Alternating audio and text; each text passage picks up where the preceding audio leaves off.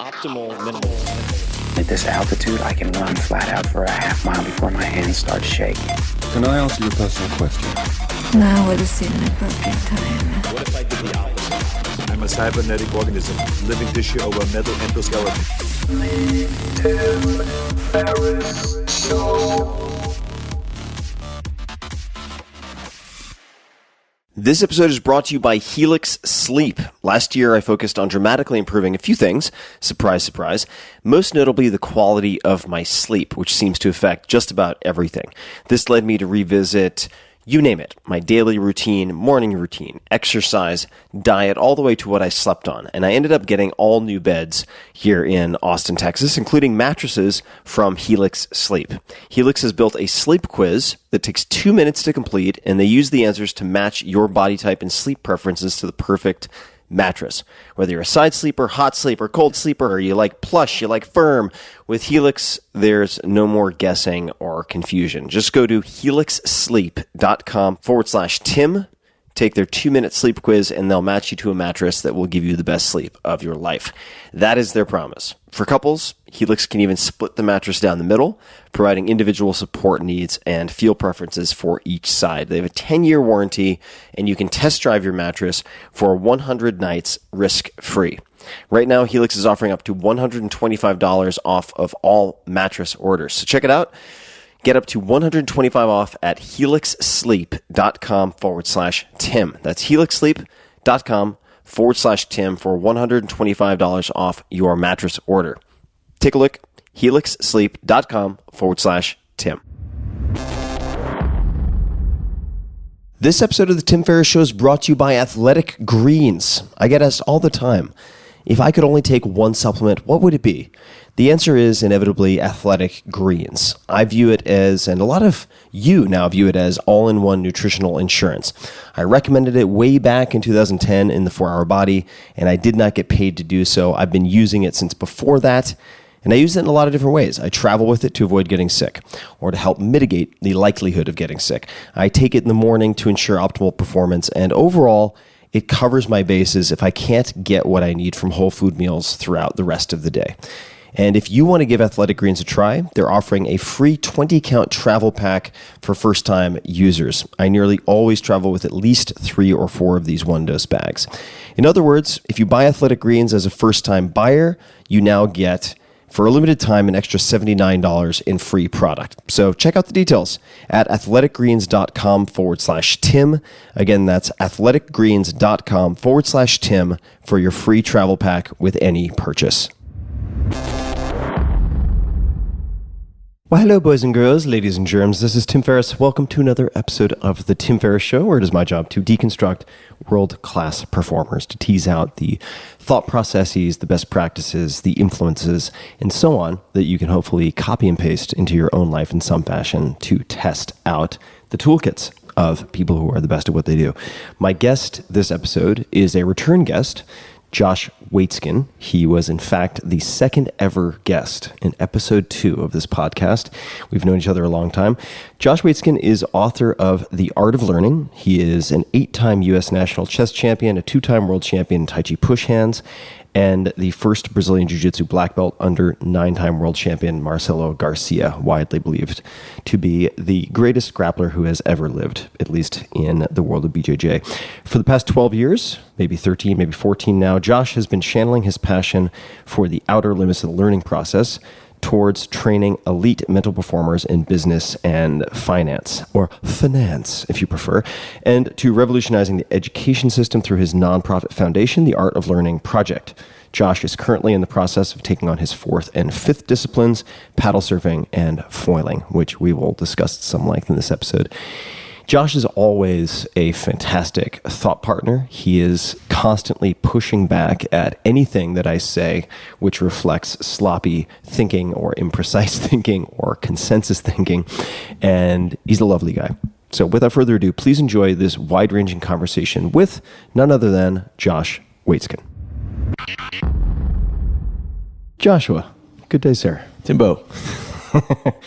Good to see you yet again. And we've had a chance to spend a bunch of time together, and all sorts of questions have come to mind that I've wanted to ask you, and all sorts of discussions have come up over meals and wine and cold plunges that I've wanted to explore with you. Let's talk about, if you're open to, starting here, some recent explorations of learning, and specifically some insights related to someone you introduced me to quite a few years ago, Maurice Ashley. Yeah, man. Maurice was is a dear friend, and we became very close when I was 11 years old playing chess. And between the ages of around 11 and 23, 24, we studied chess 5-6 hours a week together, sparred together, traveled around the world competing together against one another and as a team, as training partners. And it was actually really cool. He came to visit us a couple weeks ago, and it was a really unusual life opportunity because Maurice and I haven't talked about chess in about 20 years. So imagine going all in, just deep dive with someone for 13 or 14 years in an art, not talking about that art for 20 years, growing in different directions, and then coming together. And a lot of what we were exploring were questions around, for example, what were our assumptions or our shared constructs 20 years ago, things that we agreed to be true that we now don't believe to be true. And for context, I mean, Maurice was a high-level chess player. How would you, for people who don't know the chess world, how would you describe? He's a strong grandmaster. And we grew up, we came up the ranks together. He's older than me. He's about, I think, 10, 11 years older than me. And he's a beautiful soul. And we were, back in the day, we were just brothers, very similar to my relationship with Dan Caulfield that I have today in martial arts and now foiling. Maurice was my sparring partner in the chess world.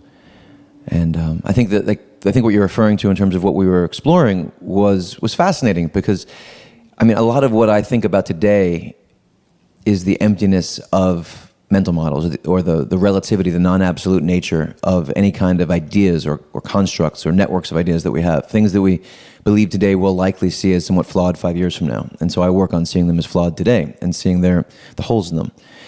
And so what was really interesting to explore with Maurice were what were the things that we believed as pretty strong chess players back in the day that we just no longer believe to be true, individually and collectively.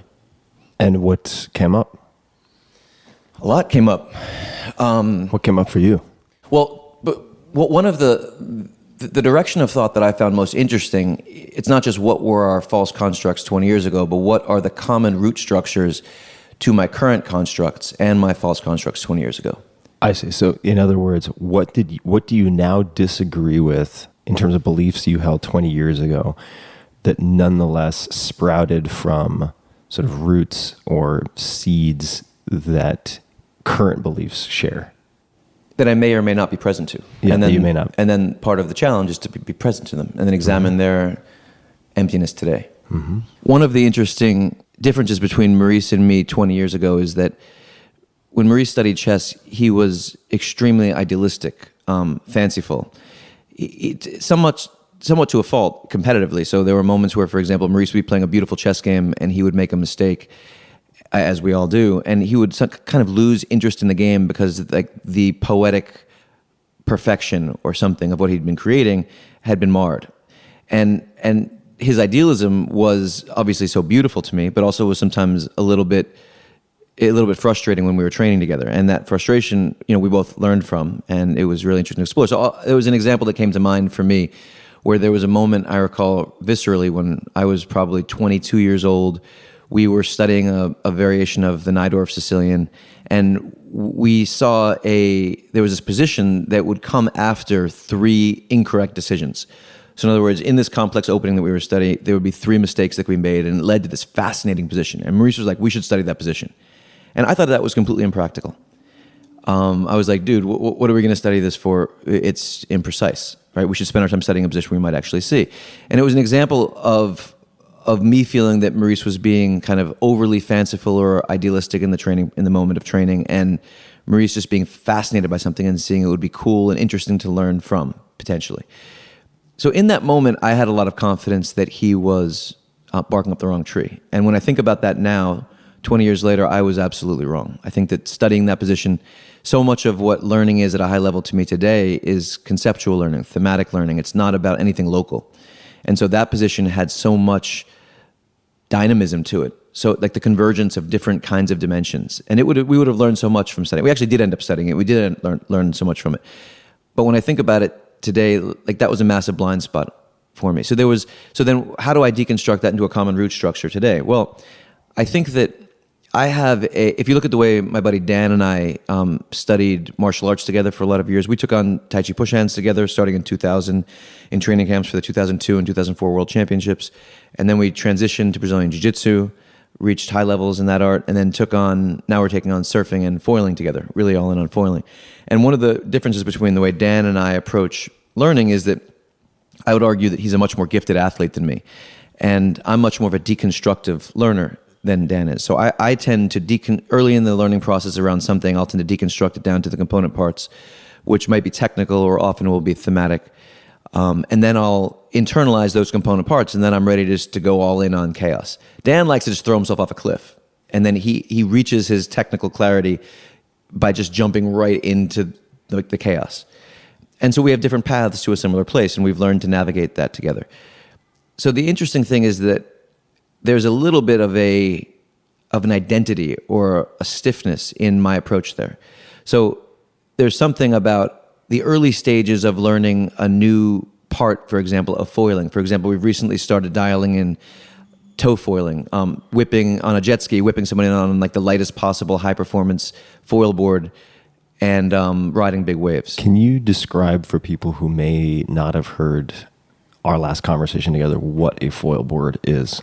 So foiling is you're on a surfboard, and then beneath the surfboard is a 2.5 to 3 foot mast, which is sort of like a big guillotine. Yep. And then beneath that is a wing, which can be a big it's like or a giant small. razor blade. Yes, basically. exactly. It's a really safe art. And the wing is, once you're in a wave, the wing is what you're riding. So the wing is interacting with underwater wave energy. So you get lifted off, the board is lifted off of the surface of the water for people who are The wing is in the visualizing water, this. and you're standing on a surface which is a few feet above the water. And it's crazy because it's frictionless, it's incredibly fast, it's so dynamic. It's awesome. I mean, I've never been more in love with an art in my life. And the purpose, if I am getting this right, of using a foil, aside from the different kinesthetic experience and aesthetic experience, is to be able to move faster on bigger waves, or is that how foiling came about as a technology? Well, there's lots of, yes, I guess maybe that's a part of why it came out. I mean, you're above the surface chop. So when it can be choppy weather and if you're on a foil, you're just above it all. So you're frictionless. So conditions that are unsurfable are foilable, because the surfboard would be chattering on all this surface texture and the foil is above it.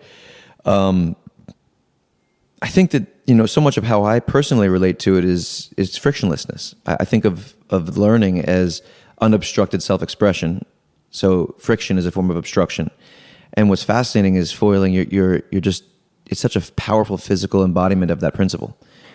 And I know we're going to hop around because we both had a lot of coffee, but so we were talking about these sort of labels and inflexibility, so we may come back to that. But one thing that has really impressed me that you and Dan share in common is, I suppose you probably focus on this perhaps more, you correct me, but the use of technology and training to really accumulate focused repetitions, right? So for instance, you have a foil board and then you have an eFoil, right? So how would you use an eFoil?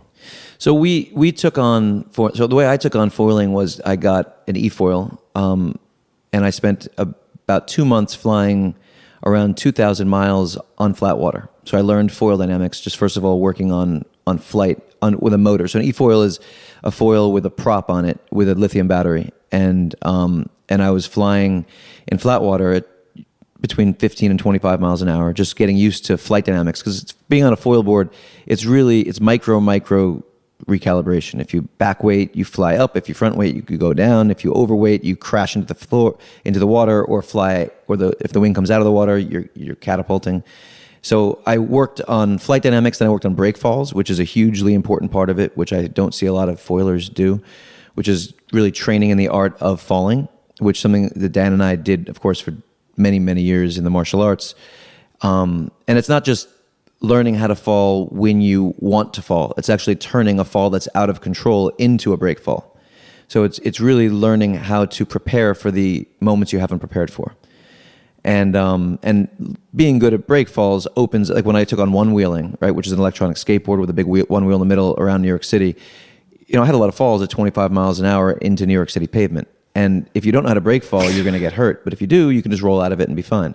So I think that being comfortable falling, it's a really important principle, I would say. And we could talk about designing the learning process around principles as opposed to around techniques. So like the technical arsenal of break falls, it would fall into the principle of just being comfortable falling. And then you can take a lot more risk than you can take otherwise, because the fall will be something that's part of your domain. Well, let's take an example of practice that I've never heard anyone else discuss. Maybe this is common practice. I suspect it is not.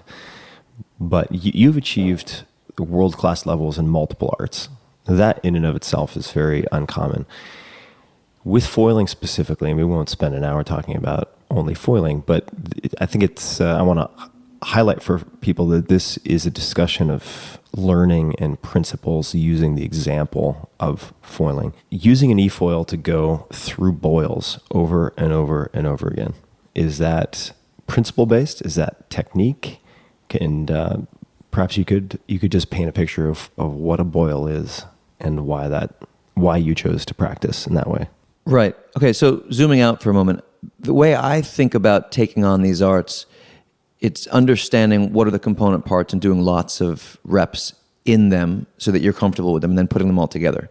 So my learning process won't look great in the first couple days or couple weeks. And I'm not concerned about that. And I think that one of the interesting parts of it is I think that a lot of what's happening in surf culture or foil culture is people have these Instagram accounts and they're always posting videos of what they're doing, and they have to look cool. And so there's this groupthink that I observe around what looks cool and what the microculture will approve of. And so you can't really do things outside of that. And so, for example, going through boils, when you're on big wave faces on a reef, sometimes there's an upwelling of water or if the water interacts with a shallow spot or a ledge or a big rock, you'll have a boil it's just like a big shooting up of water pressure from the bottom. It looks like boiling water. It looks like boiling water. And when a wing hits that, or when a piece of a wing hits that, a foil wing, you just can get thrown. So you have to learn to absorb it.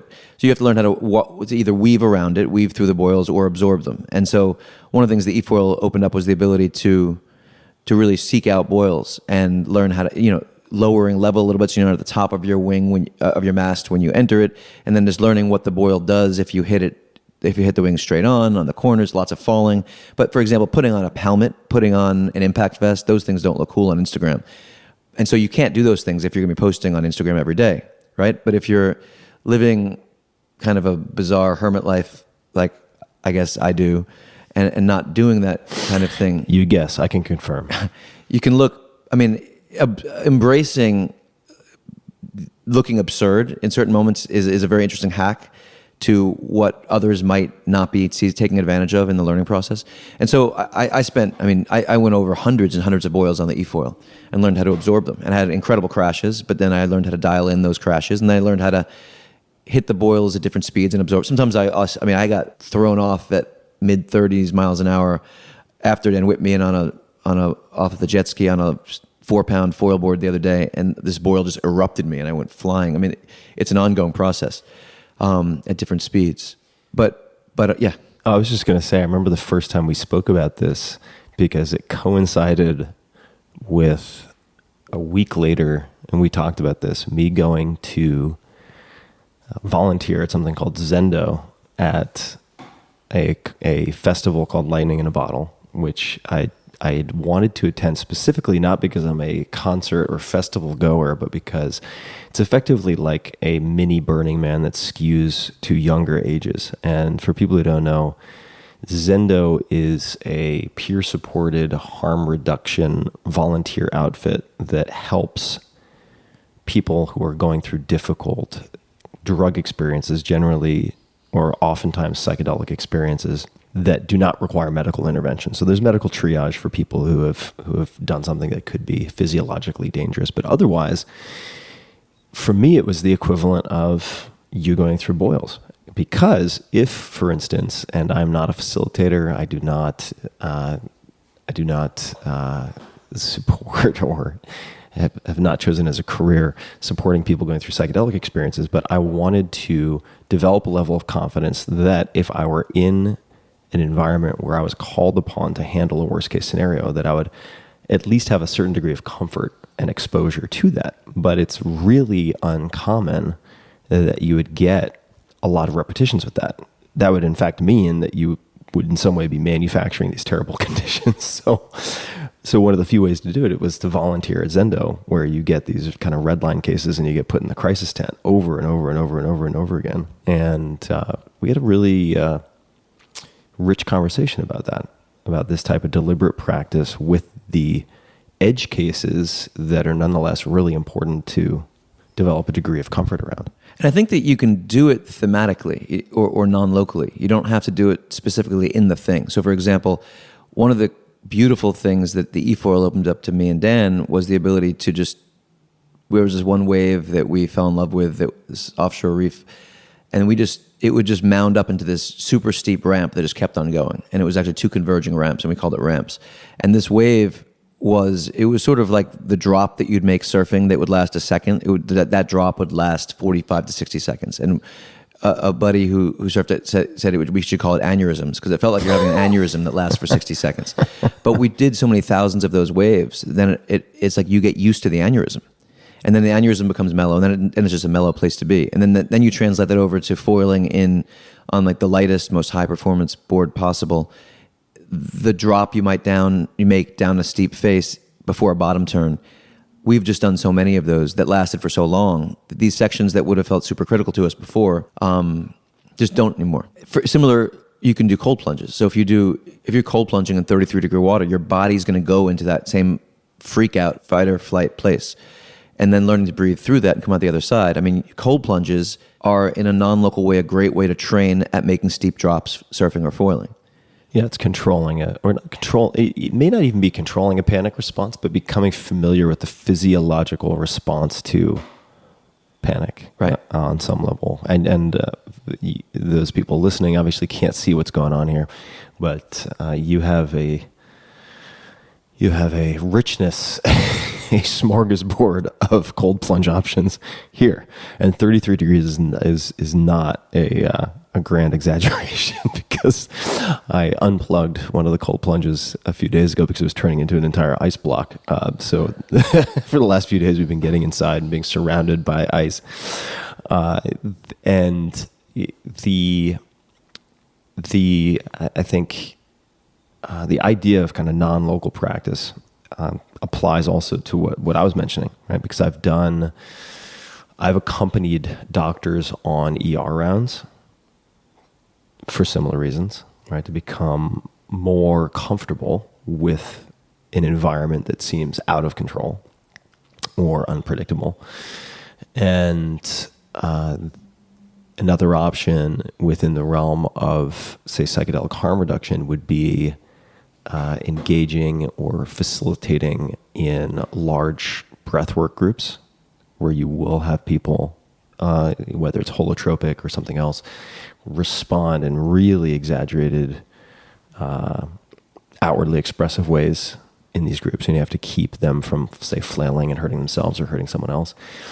How do you, what types of practice have become more important to you? If you're looking back at your, say, competitive career in chess or your practice of jiu-jitsu, what types of practice or thematic practice have become more important? Have you learned to value more or less? Does anything come to mind?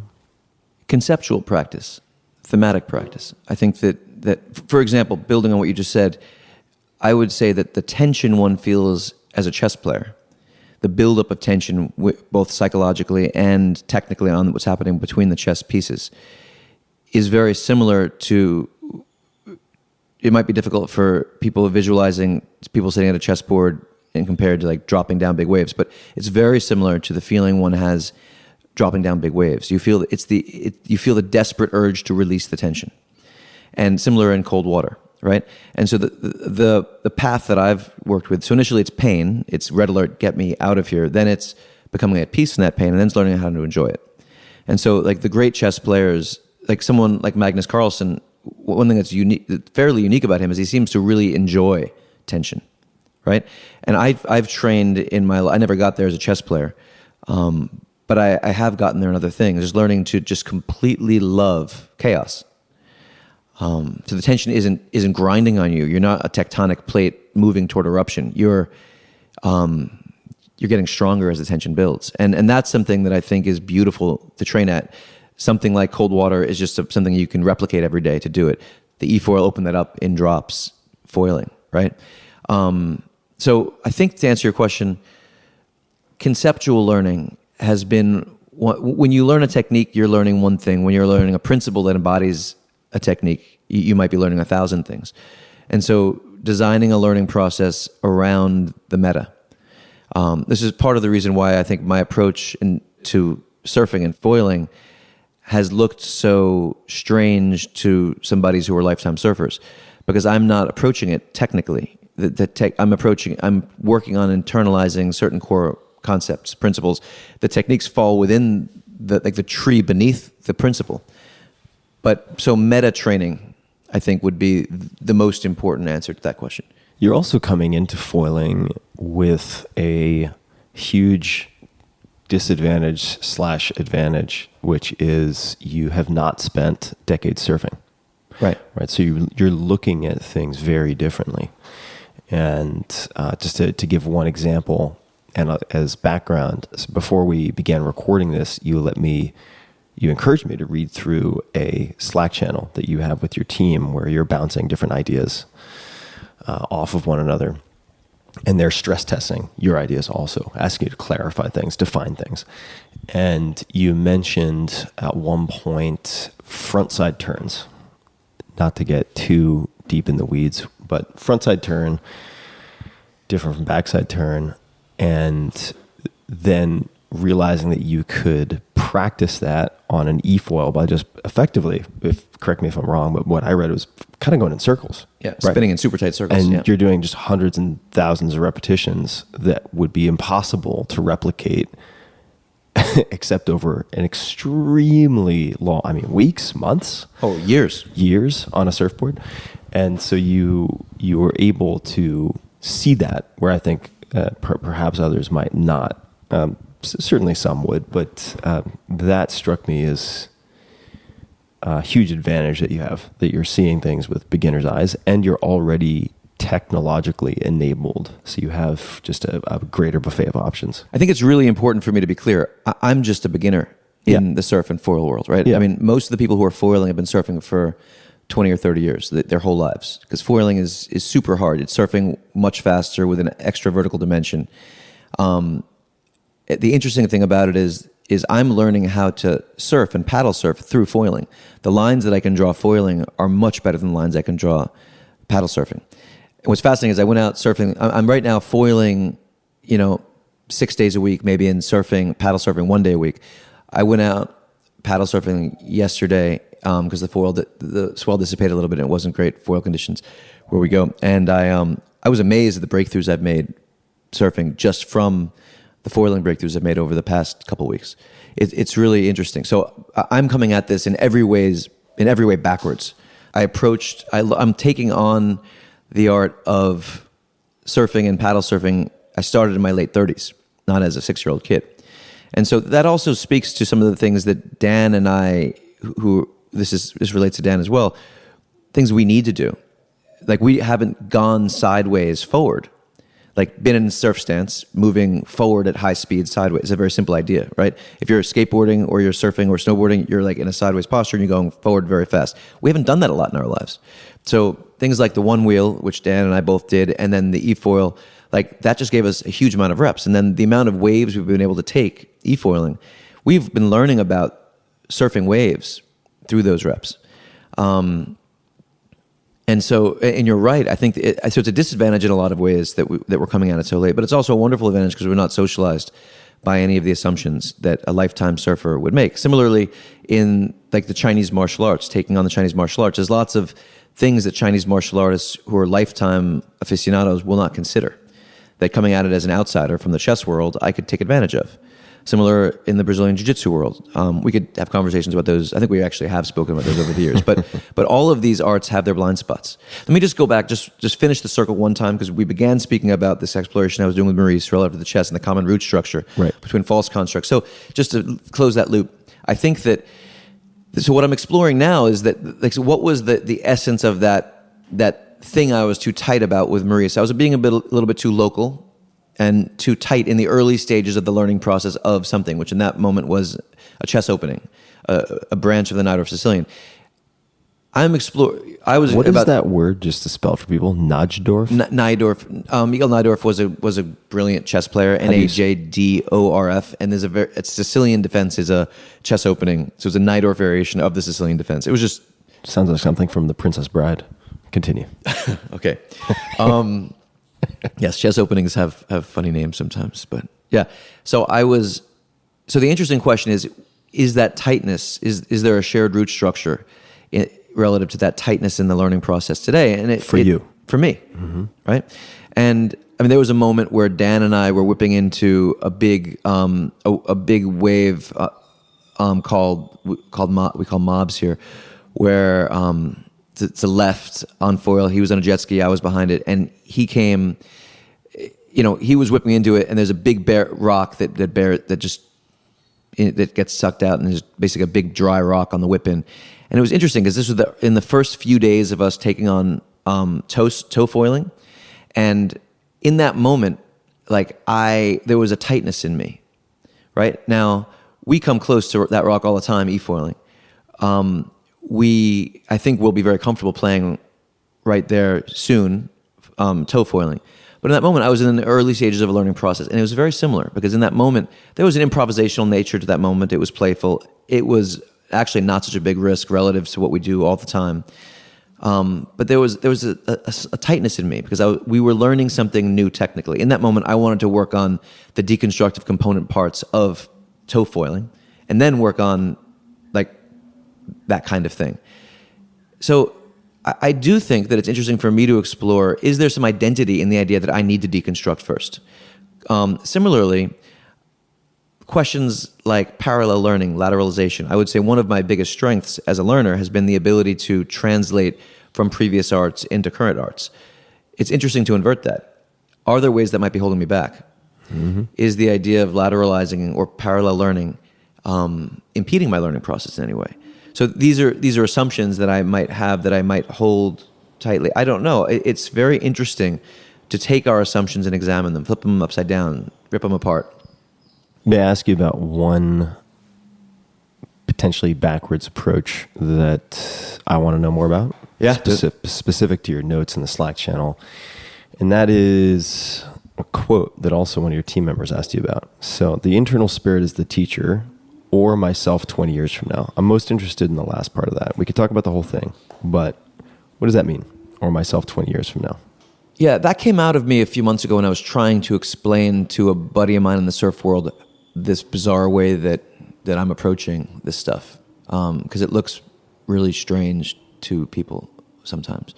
And what I was saying was sort of in a thematic way. It's as if myself 20 years from now is my teacher. And what I mean is, first, there's two ways of looking at it. One is that I know myself decades into arts. Like, I know myself decades into chess and into the martial arts. And so I have a feeling for what I am like when I'm in the realm of virtuosity within an art. And so in a sense, that person is that's a beacon that I'm moving toward, right? And I'm nowhere near that realm as a surfer and a foiler. But I've been there. And so qualitatively, in terms of some abstract platonic realm of quality, there's that beacon for me. And there's the other part of it, which is that no one will know me better than myself 20 years from now. And if my goal is unobstructed self-expression or self-actualization within an art, then the person who is teaching me should be the person who knows me most deeply. And that's my person 20 years from now. The person 20 years from now is also a helpful visualization in being the person who would understand what my false constructs are today and yesterday and a year from now. And it's very easy to get stuck in the mindset I didn't know before, but I know today. It reminds me, there was this funny moment years ago when I was first studying Tai Chi. And I was in William C.C. Chen's Tai Chi studio. This was back in, I think it was 1998, 1999. And there was this guy who had been studying for decades, and he was telling a story. And he was sort of holding court within his knowledge of wisdom within this domain. And he said, when I studied Tai Chi for a year, I thought I knew what I was doing. And I thought I was really starting to understand it. But after 2 years, I realized everything I thought after a year was wrong. It was just wrong. But now I understood. And then after 4 years, I realized everything I thought after 2 years was wrong. And he went on with this story and this pattern, but now I understood. Then when after 8 years, the same thing, everything I thought after 4 years was wrong. And now I've been training for 16 years. And everything I thought after eight years was wrong, but now I finally understand. And I remember thinking at the time, man, you got it, but you didn't get it. Like, the point is, you don't know now either, right? Like, after 16 years, you've been going through this repetition. What about after 32 years? So part of that visualization is designed to help me know that I don't know. Yeah. Right? And which is so important. It's so easy to think that we were in the dark yesterday, but we're in the light today. But we're fucking in the dark today too. So I've a question about the self 20 years from now, because a follow-up question. Part of what I enjoy about these conversations with the mics is that we get to hopefully edge into some stuff that we haven't talked about, because we talk all the time. And I don't think I've ever told you about the piece of writing I lost that pained me the most. And the piece of writing that I lost was the following.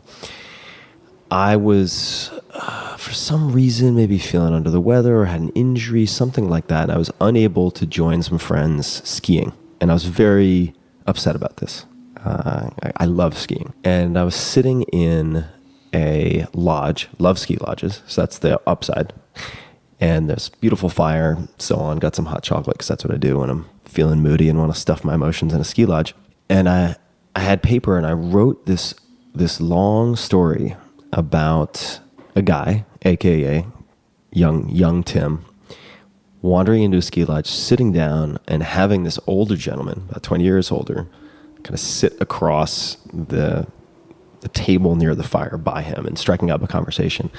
And I only realized later that this is very close to a story by, I think it's Jorge Luis Borges, but ended up being this surreal interaction between my younger self and my older self, and asking my older self for advice on all these various topics over the course of a few hours of sitting there in the ski lodge. And I looked at the advice after I had been writing all of this for 5 to 10 pages, and the advice made sense. Like, a lot of the advice seemed like very probably it could be the advice that a 20-year older self would give me, with some detachment from the emotions of the current situation. And somehow, some way, I ended up losing it. And that it bothers me to this day, because I thought it was there was so much there that I felt was really insightful and actionable. And it's wild that it came from the same head that had created so much confusion around those same situations. So beautiful. Why don't you rewrite it, man? I have actually not rewritten it in exactly that same way, but I've asked myself, for instance, there are a bunch of decisions that I'm trying to make right now. What would I'm 42 right now, 47-year-old or 50-year-old self tell me to do right now as it relates to these decisions? There's a lot less turbulence, right, around, a lot less kind of cloud cover when looking at it with a bit of detachment in that way. I'm curious if you ever kind of take it that literally, or have tried to look at your current decisions or situations through the lens of an older self in that fashion. Just a quick aside before I go there, I think it's a really interesting question to ask people. How would your 20-year older self guide you today? Because it gives you a window into somebody's ability to perspective take and to think conceptually. In other words, think about the old David Foster Wallace, This Is Water, that story of, two fish are swimming in the water, and two young fish and an older fish comes by and says, "How's the water, boys?"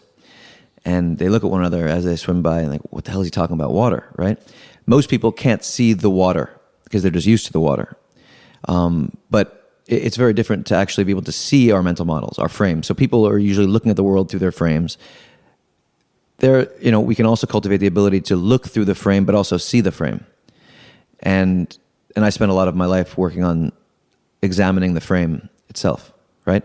I think that, years ago, we did one of these chats together, and I described the drowning experience I had, where I made some errors in breath hold work. That's one way to put it. Right.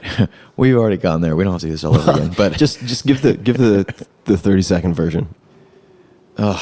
You can do it. You can do it, Josh. The 30-second version is that I was doing some Wim Hof inspired breath hold work. I made the mistake of doing it during multiple lots of reps of underwater swims, 50-meter swims at a pool in New York City. And on my 8th or 10th rep, I blacked out in a bliss state. And I spent 4 minutes in the bottom of the pool after blacking out from oxygen deprivation.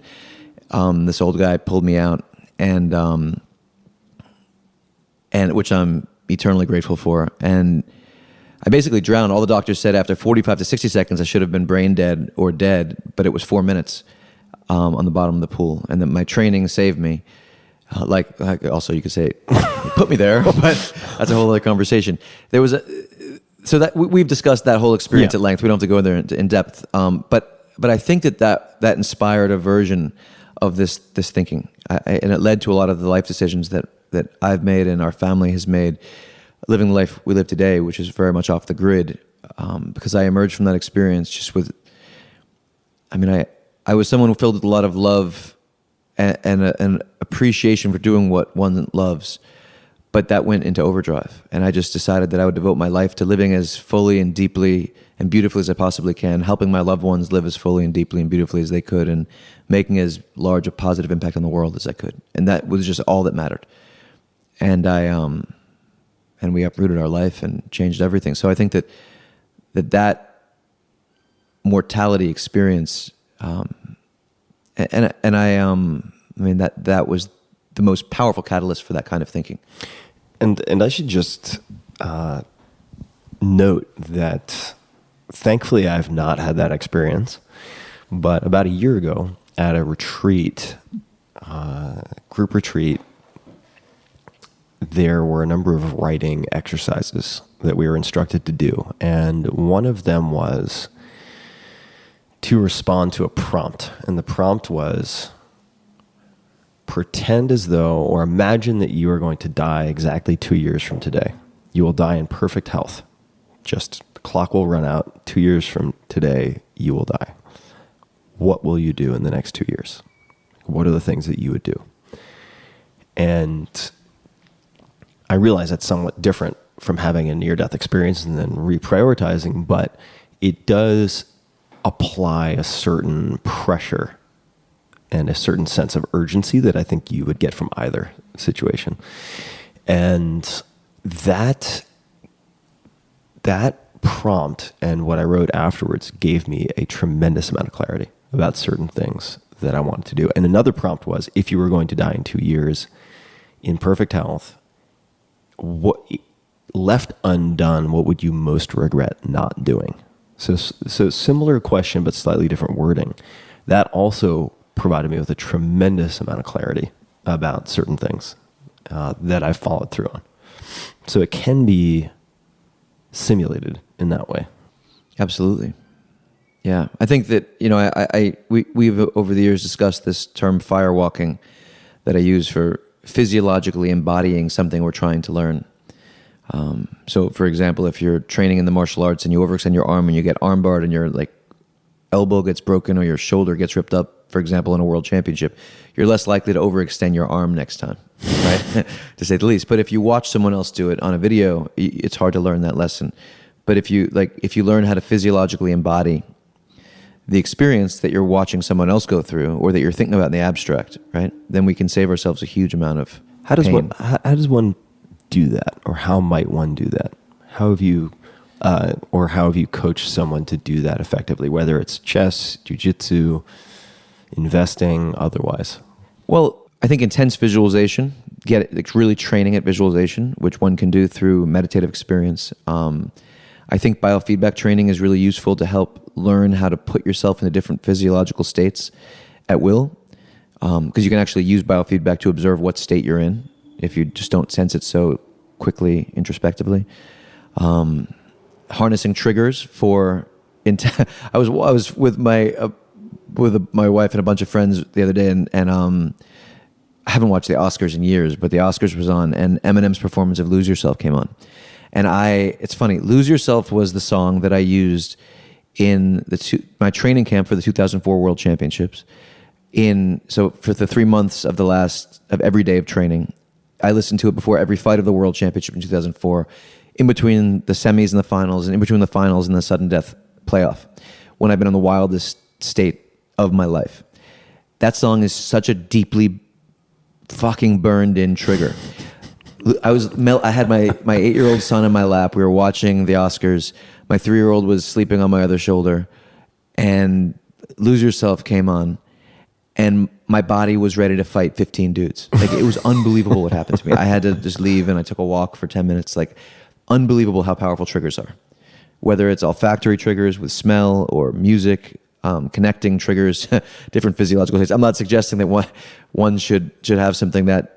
I mean, that's a pretty intense one. That's that's like the Nikita that's stuff. like Manchurian Candidate stuff. Yeah, exactly. Like it was kind of amazing to feel how powerful that was so many years later, just right there. So I think that learning how to put yourself into an intense physiological state through visualization. For example, cold plunging, your body will go into an intense physiological state. You can attach a trigger to that. Then you can go into that kind of fight or flight state if you choose to. So for example, one of the things you do cold plunging is you get into, say, freezing water, and then you learn to breathe yourself. It takes a while initially, but then pretty quickly into a state of calm. Like, your heart rate goes very fast, you're hyperventilating a little bit, then you just chill it out, and then you're in a calm state. You can also choose not to go there. You can choose to get in the water and not breathe to that state of calm. And then you can sit in that state of alarm, and that can become a state that you could use as a trigger for certain kinds of visualization. So there's lots of things that you can do if you're creative about firewalking. What are some of the ways that you build outside of foiling? Because I know that's a main focus, so I have to kind of grab you by the hair to pull you out of foiling. And you do foil a lot. What are other ways that you've built feedback loops into your life? Well, feedback loops are everything. I mean, you can. It's funny. I was talking one of the funny things about my conversations with Maurice, because I really left the chess world behind, and it was fascinating just talking to him about how it's evolved so much. And one of the questions that I was asking him is, how present are world-class chess players today to the networks of cognitive biases?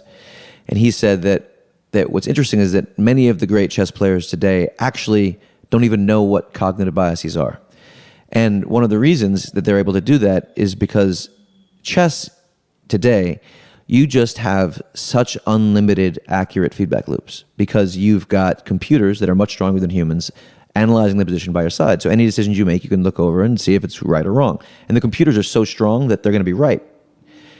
And so you can basically have a feedback loop whenever you want. And so if you have unlimited feedback loops and you're training 6-8 hours a day, you just learn to feel when your thinking is good and when it's bad. So just to clarify, in other words, cognitive biases, right? This is we won't go too broad, but an example of that would be something like sunk cost fallacy, right? So players back in the day would have some conceptual understanding of how to define sunk cost fallacy and what that means, but today it's more a intuition built upon thousands and tens of thousands and hundreds of thousands of near immediate feedback loops. Right. So the way sunk cost fallacy could operate consciously for a chess player is that you're studying a chess position, you've invested 20 minutes into it, and you're starting to sense you might be barking up the wrong tree, but you put so much time into it, you want to keep on going, right?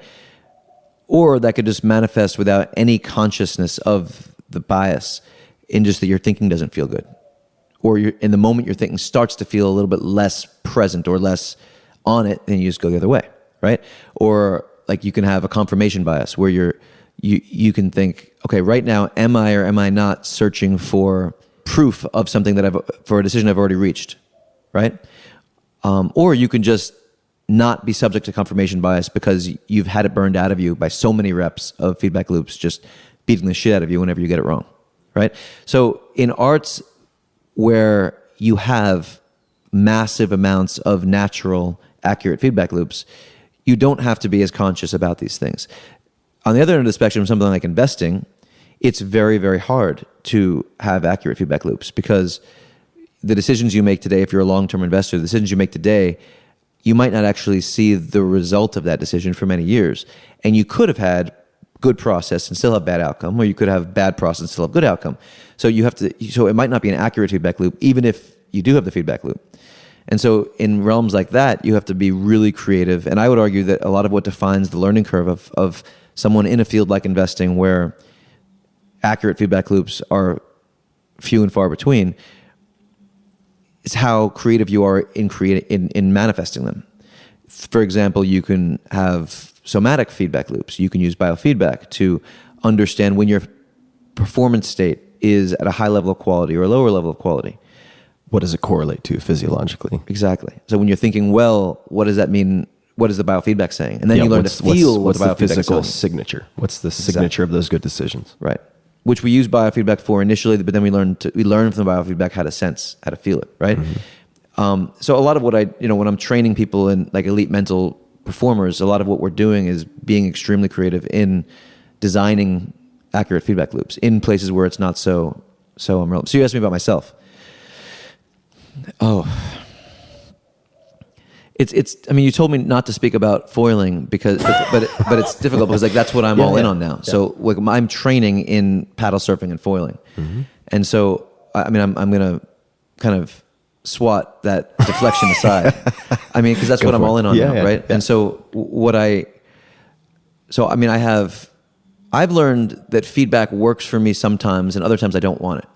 So, for example, I have a buddy who does drone footage of us once or twice a week on a cadence relative to the swell, but also relative to where we are in the learning process. Usually I'll study video very closely, and then I'll spend 4 or 5 days training without video feedback at the thing that I'm working on, and then I'll have drone footage again. So I will have video feedback at a pace that feels appropriate to my learning process. Because there's sometimes I find that you want to internalize. You want to work on what you're feeling internally without an external eye. Yeah, totally. And then sometimes you want the external eye, and I honor that. I really trust that. Similar to in for example, let's just say you're training Brazilian Jiu-Jitsu and you've got a tournament coming up. Your repertoire tightens, right? It condenses down to what you're best at. But then you have a period of time where after the tournament, where they say you're not going to compete for 2 months, you might have an experimental repertoire that you're playing with, things that by definition you're not as good at. But that you're expanding, you're investing in loss a little bit. You're getting beaten up by some people who you couldn't beat up with your best repertoire, but you're working on things. So in that moment, if you're studying video in that period, you might reject what you're doing because it's not as good as you can be. Yeah. So that's an interesting period to just work on somatically dialing in something and feeling your way into something. I think I just want to underscore that because I think it's really important, and that is it's not always true that more feedback is better. Right? Absolutely. And if I look at a lot of the best teachers in gymnastics, in skiing, for instance, they're one of the terms or one of the phrases that I heard a lot in gymnastics was like the first 3 reps don't count, right? Because if someone's trying something brand new, their first few reps are going to suck. They're going to be terrible, right? But if they have a bit of awareness in other techniques or other practices, they're going to be getting a feel for it over those first few repetitions. And if you're just hitting them with 20 different sets of instructions every rep, it's going to be counterproductive. Right. And I think that there's feedback that you're internally generating based on how you feel and how you observe you look on video or something. Right. And then there's feedback that a coach or a trainer might be giving you. For a coach or a trainer to give you feedback, they have to, for you to let that feedback in my view, they have to know you very deeply. So there's a lot of trainers, for example, who can't get outside of their own conceptual scheme. So they tell you what you should do based on what they would do or what would work for them or what they would want to do if they were in your shoes in that moment. But that's very different from what you need to do in your learning process or what you're ready to stretch for in your learning process. When I'm working with people in a training capacity, I have ways of observing my core partners in training, like professionally, through their journals, through their brainstorms, through their biometrics, through lots of different things. And I will, it's 99.9% observation. And I might see something that I would like to give feedback on, or that I think I might give some feedback on, and then I'll observe it sometimes for weeks or months or even years until the moment is right, or I will have a hypothesis that I'll test, and then I'll think about what would be the way to explore this that would be most helpful and not lock somebody else up, right? So much of what most coaches that I observe live with is their own ego pattern. Their ego pattern they're stuck in their conceptual schemes, but also they want to have the egoic satisfaction of telling you you're doing something wrong or making you better. But the great coaches will actually coach without someone even being aware that they've been coached. Question for you on stress testing your own thinking. So I read the Slack channel, which is comprised of interactions, mostly your sharing of ideas and thoughts, and then the asking for clarification by your teammates, right, who are employees. How else do you stress test your thinking or positions on things? Do you have a proactive way of doing that? Does it just happen naturally in your interaction with various friends? Because you have physically somewhat isolated yourself, right? How do you think about stress testing the integrity of your thinking and positions? Yeah, great question. So, I mean, I've physically isolated myself, as you point out, but also somewhat technologically isolated. I mean, I'm not on Instagram or Facebook or Twitter or any of those things. Stay off. What? I said stay off. Yeah, that's the game plan. But I have a really wonderful network of close friends and thought partners, yourself included, who I am in dialogue with and who I really trust. And I don't have a lot of dialogue with people who I don't think highly of. And so, I mean, for example, around what I'm working on actively in my training process, Dan Caulfield, who we're out there on the water 4 or 5 hours a day together. He knows me, as intimately. I mean, our friendship was born in fighting one another for thousands of hours, literally. That's a hell of a way to begin a friendship, as sparring partners. And then we still spar quite a bit out there on the water. And so, we're always stress testing things together. Emily Kwok, who is just an awesome woman who's been my right-hand human for about a decade. She's a Brazilian Jiu-Jitsu black belt women's world champion 2 times over. She's my chief of staff and runs our whole operation. She's the boss of our whole thing. And Emily, one thing that Emily's really brilliant at is we have a shared consciousness. She understands me very deeply. And she is very good at pointing out to me when I'm speaking in a shorthand that other people aren't understanding. So she pushes me to deconstruct quite a bit for our dialogue within the team and, more broadly. Is there a risk that if you are of the hive mind together, that you have the same blind spots and therefore are at risk of missing flaws in thinking? Of course. Yeah. Yeah. But I have dialogue with, I'm not sure how many different channels of dialogue open with I have clients who I work with who are, I think, some of the best thinkers in the world who I'm talking about ideas with. But I think to dig into your point, I think that absolutely yes. And so you need to have people in your ecosystem who push against you. And in our surf and foil ecosystem, it's Dan and I have this kind of abstract, bizarre way of going about things. And almost everybody else who we're in dialogue with, we have a group of 6 of us who are doing this together. 3 of them think we're just completely crazy. The Jackson Pollocks of the foiling world. Pushing back on everything we're doing relentlessly, which is awesome. And I'm sure some things they're absolutely right about. I think that we need to build pushback against us. Resistance is a huge part of everything we do. Now, the one thing that makes it a lot easier in a competitive discipline, like jiu-jitsu, for example, or chess, is that if you get something wrong, you get your ass kicked. Yeah, right. These arts where it's not so, the wave can kick your ass, but in terms of other things, it's much more abstract. And so there's a lot more room for people to bullshit themselves. Well, to give a current example for myself and some of the conversations we had, and are having, we don't have to get into the super specifics of positions and stuff, but as it relates to investing, right? I would say something to you, as I did yesterday, like, here's a statement. I want to give you a statement, and I want you to try to tear it apart, right?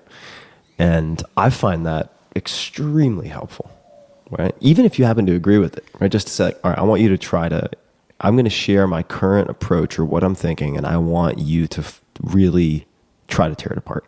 As someone with a very powerful sort of CPU within your head. I find that to be really valuable for me to proactively solicit that kind of feedback. I think cultivating a close ecosystem of people who you can trust to be honest with you in their pushback is really important. Because a lot of people are surrounded by yes men and yes women who will not do that. Do you find, and I mean, this is such a maybe cliched example, but it's a good example nonetheless. I mean, if you look at the partnership between Buffett and Munger, right? A lot of the discussion I've seen about their partnership is how complementary and different their thought processes are in some respects. In the investing world, do you find, as an example, that people who might self-identify as value investors tend to just hang out with other value investors? Or are there people who are some of the better performers you meet? Do they deliberately expose themselves to people who have a different playbook to sort of push at the edges of their assumptions? Well, first of all, it's important to note that I don't spend time with a lot of investors. I Right. spend time with a very small group of investors who I think are awesome people and who I think approach things in a very unusual way. So I can talk about how these people who I know very deeply operate around this question, but I think it's pretty unusual. I mean, in my observation, the people who are really operating at a world-class level who I'm aware of in the investment world are engaging surprisingly little with other investors. They're separating themselves. So they're not susceptible to groupthink. I mean, often their interactions with other investors will be mostly as contraindicators as opposed to indicators. And just to push back a little bit or to speak to the other side of what you just said, I agree wholeheartedly that it's really important to stress test what we're doing. But I think that there's also something a little bit crazy and messianic about certain people who become really, really great at things. And I think about Marcelo Garcia, for example, who we've talked about a lot over the years, who's my partner in the school we own together in New York, the Marcelo Garcia Jiu-Jitsu Academy. He's a 9-time BJJ world champ and Abu Dhabi world champ. I would argue pound for pound, probably the greatest grappler to ever live. Which is an opinion a lot of people hold. Yeah, for sure. If you just YouTube or whatever, look at Marcelo Garcia. I mean, you'll be check out the Marcelo team. Yeah, he does a lot of amazing shit. And what's interesting is when Marcelo was competing, if you went with him to competition and you felt him in training camps, I've been in a lot of training camps with him and we've sparred a lot in training camps and I felt him in that physiological state, which is like you're fighting an ape. It's a really simian physical intelligence. It's wild. I mean, his lats are like hands in the precision of how they close around your neck. It's pretty amazing. But there's a confidence that he goes into things, and it's the kind of thing where you can walk into a room where no one believes in you but yourself. But your self-belief is so profound that you're unstoppable. And the way I relate to that, if you try to deconstruct it, is that that kind of sense of inevitability of success comes from self-expression, from knowing that you're playing your game and you're playing your game better than anyone else in the world could. And you've built everything around the uniqueness of who you are. And there are moments. I remember when Marcelo was in a Mundials and he was fighting this guy Calasanz, who's a just brilliant fighter in his own right. And Calasanz went for a wrist lock, and Marcelo pulled out, and then Marcelo put his hand right back into a wrist lock, looked Calasanz right in the eye, and let him try, and just stared him in the eye while Calasanz tried to close a rip. And so he didn't avoid the technique. He just tried to break this man by putting himself into the thing and saying, "You will not." You can't break me. And you can break someone by being unbreakable. And there's something about that kind of self-belief that is really powerful. And there's something about approaching things in really unorthodox ways that you don't really know if it's going to work until it plays out. I mean, I'll give you a very basic, much more simplistic example of that. The idea that Dan and me training in the eFoil stuff was going to translate over to the foil stuff was something I had tremendous confidence in. But, I mean, pretty much everyone who I spoke to in the surf and foil world thought we were dead wrong and thought we were just barking up the wrong tree. And if you look at the footage side by side of those two different tools, I could see why someone would conclude that, right? For sure, because the eFoil is way heavier. You're on a 70-pound instrument, and it's got different dynamics, but you're foiling, and you're foiling fast, and you're getting tons of reps. And the eFoil, I would argue, is much harder to learn than a lighter foil in that it's more high consequence. If you get hit by it, it's bad. You're dealing with a machine. You can die, lots of things. But the thing is that it's an amazing creation, and you get so many more reps. So learning on the thing, you just get, I'm not sure if it would be early on 100x, 500x the reps. And so if it might be harder to learn on some level, it's actually much easier to learn because you can dial it in. But the belief that it will translate over comes from sort of a deeply intuitive thing. So if I stress tested that by talking to other people in the foil world, I would have rejected it. But and what's interesting is that when we translated it over to being whipped in on the lightest, most high performance board possible on foil, it all translated right over. Now, I want to push back on one thing. Do it. And that is, if you had stress tested it, you would have rejected it. I'm going to offer that it's entirely possible for you to get a lot of contraindicating feedback and still hold your position. Oh, for sure. You're right. And I did. Yeah. I mean, I was getting a lot of that. Yeah. So I think you're right. You just have to handle the stress testing correctly. Now, those, as I've read you put it in your private journal, those were reps hidden in plain sight, right? Or there are reps hidden in plain sight, like the front side turns just by going in circles, as opposed to being on a wave at all, right? Just think about that actually, just like that front side turn thing. It's such a funny idea. Like a front side turn, let's just say you're riding a wave, you drop down the face of a wave, and then you do a bottom turn. So it means you're like turning on the bottom of a wave, like you go into the flats in front of a wave and your bottom turning back up into the wave. Right? That would be like a front side turn. You're turning on the side that you're facing on the board, right? Meaning like your belly button is facing away from the wave when you turn, right? No, your belly button is facing toward the wave. Oh, it is. That's a front side turn. That's a front side turn. Oh, yeah. Wow, that's confusing. So like I realized that my cutbacks, my backside turns on a front side wave. I know it's a little, anyway, my front side turns were lacking. So what I was able to do on the eFoil, it's so ridiculous. I put on a big front wing and a very, very small tail wing, which allows you the small tail wing allows you to have maximized turnability. And I just started to spin in circles under power. And I was using a folding prop. So if a wave came, I could enter the wave, the prop would fold and enter the wave. So in between sets, I was spinning in circles. So I would be spinning in these tight circles for 2 minutes at a time. Just countless. I mean, if you were to add up the amount of turn time that I got in that one session to how many frontside turns you'd have to make, I don't know, thousands and thousands and thousands of waves of frontside turns, right? And then whenever a wave would come, I would just drop into it and work on that same bottom mechanic, and then I'd go back to spinning in circles. I looked like a total madman. If anyone would have been watching me, it was like the ultimate, like what the hell is this ridiculous human doing? Looney Tunes. But I made such huge growth in that moment. Can you think of other places in other arts, whether it's chess, BJJ, push hands, investing, anywhere, where you might find reps hidden in plain sight or a way to do that type of deliberate practice that is uncommon? Well, I think yes, everywhere. So we could get into a technical discussion of reps hidden in plain sight, like the front side turn, which is technical, right? Which is, I think, a fairly obvious one.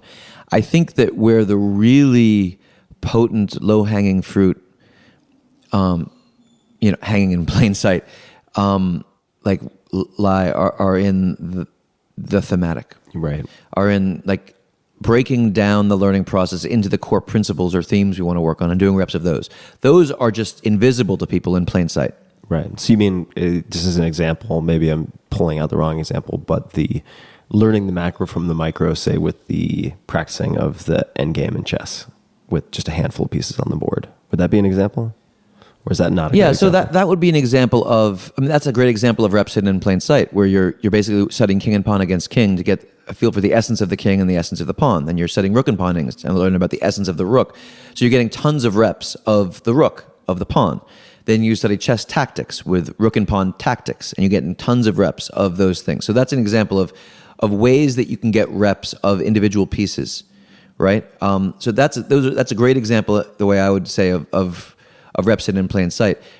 When I'm thinking about conceptual or thematic reps hidden in plain sight, it's more around, for example, when we took on surfing and foiling, one of the things that we did that was strange was that, I was much more comfortable in big waves than small waves initially, because I was comfortable with breath holds and I was comfortable with intensity, and small waves in some ways are much more technical. And I just simply, I hadn't, and so I made the decision early on to to surf and foil bigger waves before I really took on smaller waves. It might be a strange idea, but the kind of rep that I had to get was glide. Getting used to moving fast, forward, sideways, right? So for example, the one wheel, the eFoil, these were getting tons of reps in just in the idea of glide. Learn to feel what glide was like, right? And just as an example that might be parallel, and please tell me if I'm not getting this right, but in terms of deconstructing and taking one theme like that, so I am visiting you with my girlfriend, and she's new to water in the capacity of surfing, paddling, etc. And rather than take a bunch of surf lessons, which was the kind of knee-jerk idea that both of us had, it's like, oh yeah, that's what you do. Take some surf lessons. And your recommendation was to consider taking out a boogie board and just getting used to the sort of force and dynamics of the wave movement. Yeah, when I watch how people approach surf teaching, I think for the most part it's crazy. Like surf teachers mostly teach people to surf by just going out and surfing. Like, let's go out and surf. Yeah, right. And they get their ass kicked because you have to learn to read the water, how to pop up on the board, where to enter a wave, then how to turn, where to stand on the board, how to shift your weight, and all this stuff. I mean, in my opinion, what we did with your girlfriend is we went out and pushed her into a bunch of waves boogie boarding, just learned to feel what glide was like on the water, also not traumatize her, and then learn to feel what different parts of the wave, the energy in different parts of the wave. And the last wave she got on her first day was actually in the pocket of a wave. I pushed her in right where it was breaking, right where she'd surf it. And she was so stoked. And she had a great positive first experience, and she felt glide, and it was awesome. As opposed to like just getting super frustrated in the beginning. And I think that deconstructing it is really important. And, an interesting example of thematic deconstruction relative to reps hidden in plain sight would be, for example, this idea around being at peace in chaos, or learning to be okay internally, or even to thrive internally when your body is in alarm, right? Because if you don't train at that, then when your body goes into alarm, you're just alarmed. But if you do train at that, for example, you can train at it like we discussed through cold plunging or different things that controlled ways of putting your body into that state and then breathing through it. Then you've trained at that meta theme, right? Of being at peace in physiological alarm and then working through it. And then when you're in a, for example, a surf moment where you're in a total shit show, then you've trained at that most important part of it, how to breathe through it, right? You've learned how to literally, technically breathe through the alarm, right? As opposed to trying to do that when you're also trying to read the water and figure out if you're about to hit a rock and you're in the middle of a hold down and you've got one breath you can take between the next set and everything's freaked out. You don't know what the hell's going on, right? So I think that's an example of how to deconstruct things down to component parts and work on them. And I think it simplifies the learning process in a lot of ways, because then when you put it all together, you've learned the critical component parts, the thematic component parts. Yeah. Like reading the water. I mean, that's something that I think should be done independently of just going out to learn how to surf. Mm-hmm. But very few, some do, but very few surf teachers actually work with people on reading the water when they're not surfing. Yeah, and the best teachers I've run into on water, for instance, good friend of mine, Kelly Starrett, incredible performance coach, physical therapist, all-around hilarious guy, also former world-class kayaker. And we spent time on the Grand Canyon together with his family. And that's exactly what he did. Before attempting anything technical, before learning any new skills, he's like, I just want you to move with me and I want you to watch the water. And he would explain it once, and we'd get to the next set of rapids and he'd go, okay, what do you see? Where's the tongue? Where would you go? Right? It's hypothetical before just throwing me in with 20 new skills to try to juggle simultaneously. But that takes empathy as a coach. Yeah, he is an exceptional coach.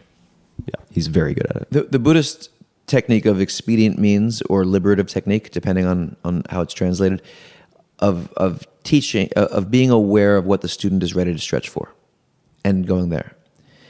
That's taking yourself outside of your own conceptual scheme as a teacher and understanding what the student needs, right? I mean, that's like principle 101.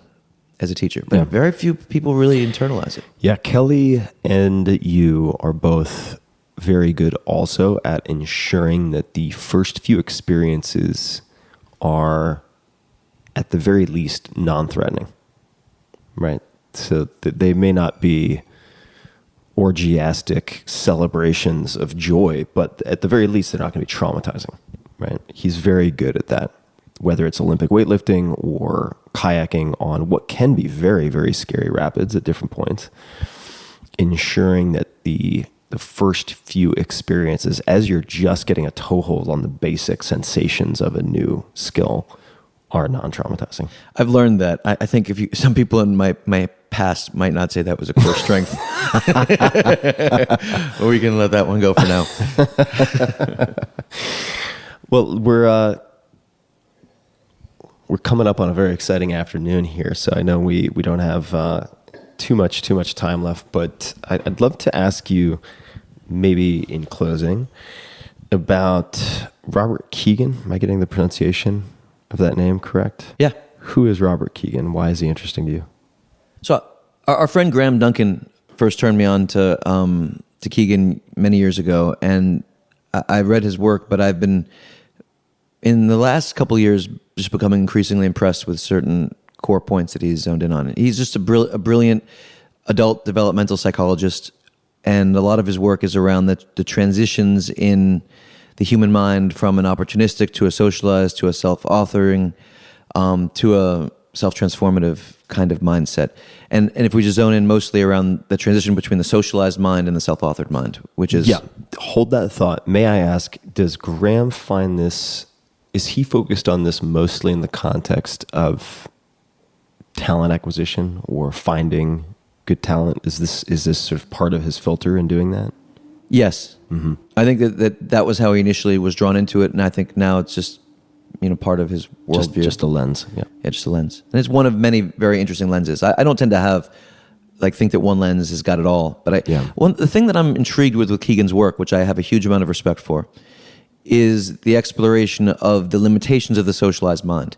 Sometimes we can just will somebody to be able to perspective take, to release their perspective and take on someone else's perspective, or the ability to hold multiple mental models that are competing with one another and be at peace with that tension between them, right? We can just want people to do that, but there are certain developmental hurdles to that.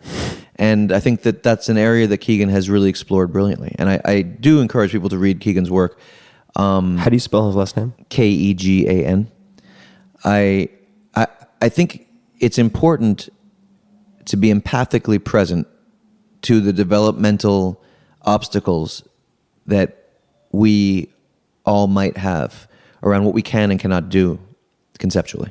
I mean, it strikes me that we're all blind. It's just a matter of accepting that we're blind and trying to figure out how we might be blind, or what we might be blind to, perhaps is a better way to put it. Kegan. Yeah, and I agree. And for those interested, Graham and I had a really fun conversation on the podcast as well. So I will create a short link to that. Graham's a brilliant dude, a dear friend. I love him. And he's the best mind I've ever run into in the world around the hunt for talent and the deconstruction of potential world-class talent out there in the early stages. Best hair in the business also. Absolutely. Severe follicle envy of Graham. So for those people interested, I'll create a short link to that interview, that conversation at tim.blog/Graham, Graham. Joshua, anything else you would like to mention, discuss, disabuse me of before we wrap up? Nope. A woodpecker is right now trying to put a hole in my office. I think that's a great place to close. Right. So, Josh, where can people find you? I feel like your answer is the same as Laird Hamilton, in the Pacific Ocean. Yes. Well, until next time, thanks for hanging, man. Thanks, brother. And recording something for posterity to be continued. Hey, man, this was fun. And everybody listening, for show notes, for links to everything, Robert Kegan, etc., that we've discussed, there's also an incredible video that I'll try to track down of Maurice Ashley with me playing Chess Hustlers, which is just fantastic entertainment in New York City. So I will link to that in the show notes. Just go to tim.blog/podcast. And until next time, thanks for listening. Hey guys, this is Tim again. Just a few more things before you take off. Number one, this is 5 Bullet Friday. Do you want to get a short email from me? Would you enjoy getting a short email from me every Friday that provides a little morsel of fun before the weekend? And 5 Bullet Friday is a very short email where I share the coolest things I've found or that I've been pondering over the week. That could include favorite new albums that I've discovered. It could include gizmos and gadgets and all sorts of weird shit that I've somehow dug up in the world of the esoteric as I do. It could include favorite articles that I've read and that I've shared with my close friends, for instance. And it's very short. It's just a little tiny bite of goodness before you head off for the weekend. So if you want to receive that, check it out. Just go to 4hourworkweek.com. That's 4hourworkweek.com, all spelled out, and just drop in your email and you will get the very next one. And if you sign up, I hope you enjoy it. This episode of the Tim Ferriss Show is brought to you by Athletic Greens. I get asked all the time, if I could only take one supplement, what would it be? The answer is inevitably Athletic Greens. I view it as, and a lot of you now view it as, all-in-one nutritional insurance. I recommended it way back in 2010 in the 4-Hour Body, and I did not get paid to do so. I've been using it since before that, and I use it in a lot of different ways. I travel with it to avoid getting sick, or to help mitigate the likelihood of getting sick. I take it in the morning to ensure optimal performance, and overall, it covers my bases if I can't get what I need from whole food meals throughout the rest of the day. And if you want to give Athletic Greens a try, they're offering a free 20-count travel pack for first-time users. I nearly always travel with at least 3 or 4 of these one-dose bags. In other words, if you buy Athletic Greens as a first-time buyer, you now get, for a limited time, an extra $79 in free product. So check out the details at athleticgreens.com/Tim. Again, that's athleticgreens.com/Tim for your free travel pack with any purchase. This episode is brought to you by Helix Sleep. Last year, I focused on dramatically improving a few things. Surprise, surprise. Most notably, the quality of my sleep, which seems to affect just about everything. This led me to revisit, you name it, my daily routine, morning routine, exercise, diet, all the way to what I slept on. And I ended up getting all new beds here in Austin, Texas, including mattresses from Helix Sleep. Helix has built a sleep quiz that takes 2 minutes to complete, and they use the answers to match your body type and sleep preferences to the perfect mattress. Whether you're a side sleeper, hot sleeper, cold sleeper, or you like plush, you like firm, with Helix, there's no more guessing or confusion. Just go to helixsleep.com/Tim, take their 2-minute sleep quiz, and they'll match you to a mattress that will give you the best sleep of your life. That is their promise. For couples, Helix can even split the mattress down the middle, providing individual support needs and feel preferences for each side. They have a 10-year warranty, and you can test drive your mattress for 100 nights risk-free. Right now, Helix is offering up to $125 off of all mattress orders. Check it out. Get up to $125 off at helixsleep.com/Tim. That's helixsleep.com/Tim for $125 off your mattress order. Take a look, helixsleep.com/Tim.